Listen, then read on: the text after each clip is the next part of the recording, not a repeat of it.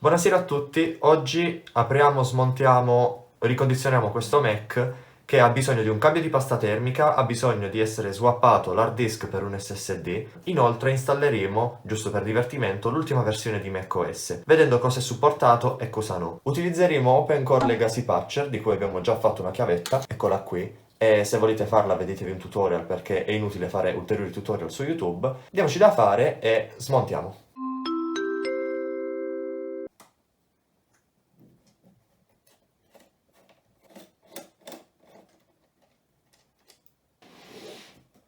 Questo è ciò che c'era dentro, cioè sembrano quasi ragni, però in realtà è solamente polvere. Sarà una bellissima pulizia.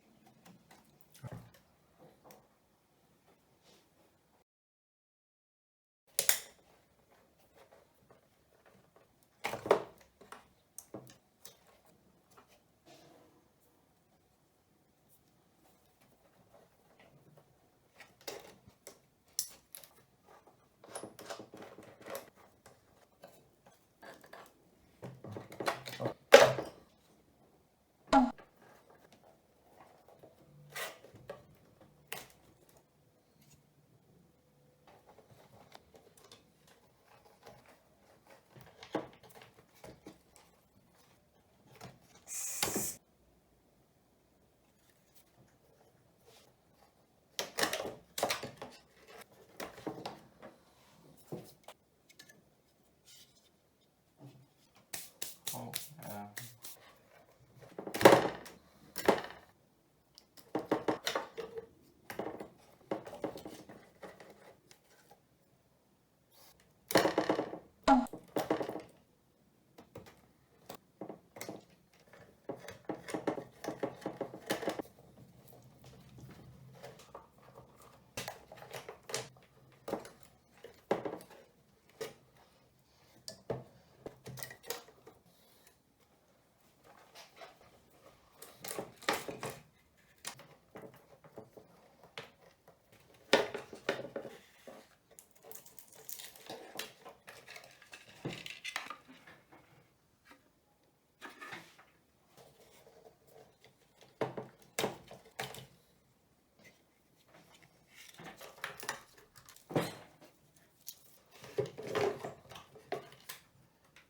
Ci sono queste piccole parti qui di spugna che si sbriciolano e io ho letteralmente le mani di un meccanico in questo momento. Adesso puliremo tutti i pezzi uno ad uno con l'aspirapolvere e il pennello. Diamoci da fare.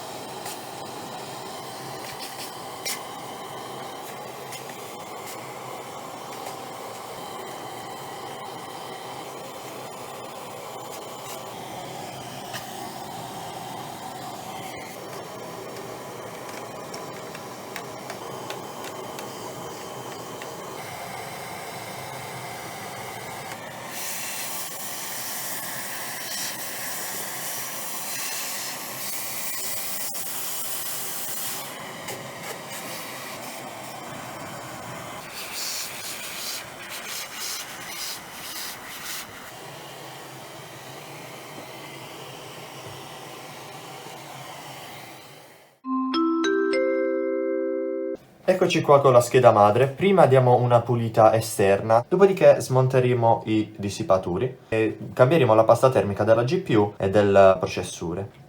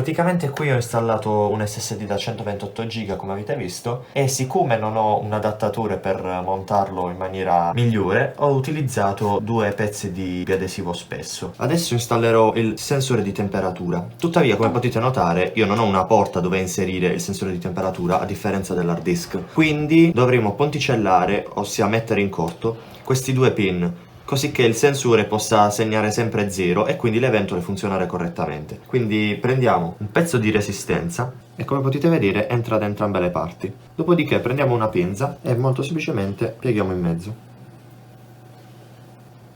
Benissimo, adesso inseriamo questo pezzettino di ferro, di metallo, dentro il nostro sensore e voilà, adesso il nostro sensore è ponticellato. Per essere sicuri possiamo inserire un po' di nastro isolante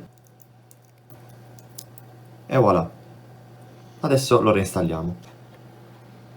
Io per sicurezza lo faccio passare da sotto all'SSD. Ecco fatto.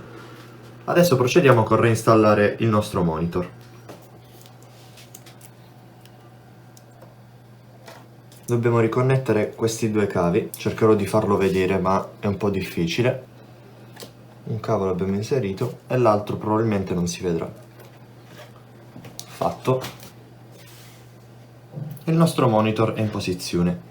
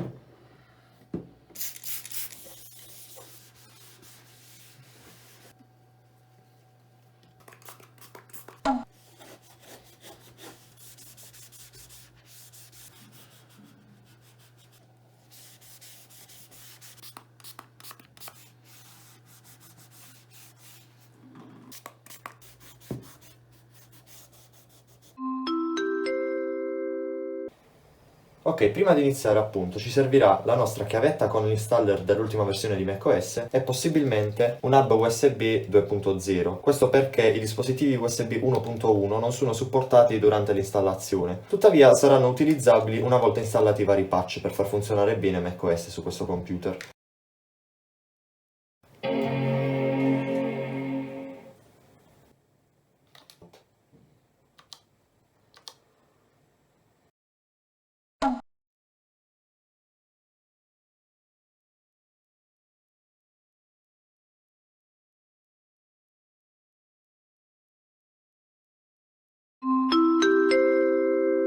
Eccoci su YouTube e adesso proviamo a mettere un video. Riparo portatile con BIOS corrotto. Questo penso che sia un ottimo video per capire. Buonasera a tutti, oggi andiamo a dare un'occhiata a questo portatile qui. Ok, vediamo 1080p 60 Non si sente nemmeno Vabbè, comunque. Allora, praticamente a livello di frame droppati ne perde qualcuno, quindi effettivamente c'è qualche scatto in mezzo, però letteralmente, cioè non si nota, quindi cioè in 1080p tu riesci a navigare, che è bellissimo. È un po' difficile, diciamo, andare avanti e dietro nel video, però se tu lo vedi continuamente va bene. E adesso andiamo a provare un gioco a me tanto caro.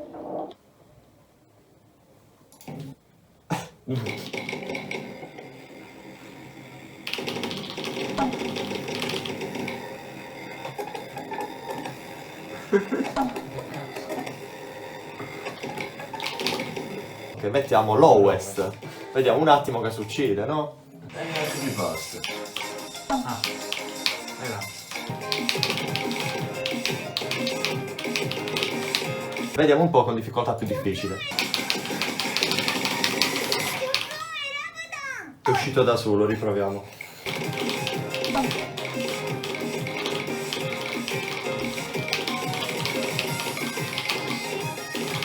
Eccoci qui con Dolphin, l'ultima versione disponibile per macOS, e abbiamo messo come renderer OpenGL perché è l'unico disponibile visto che la GPU non supporta Metal, e adesso proviamo ad aprire Wii Sports.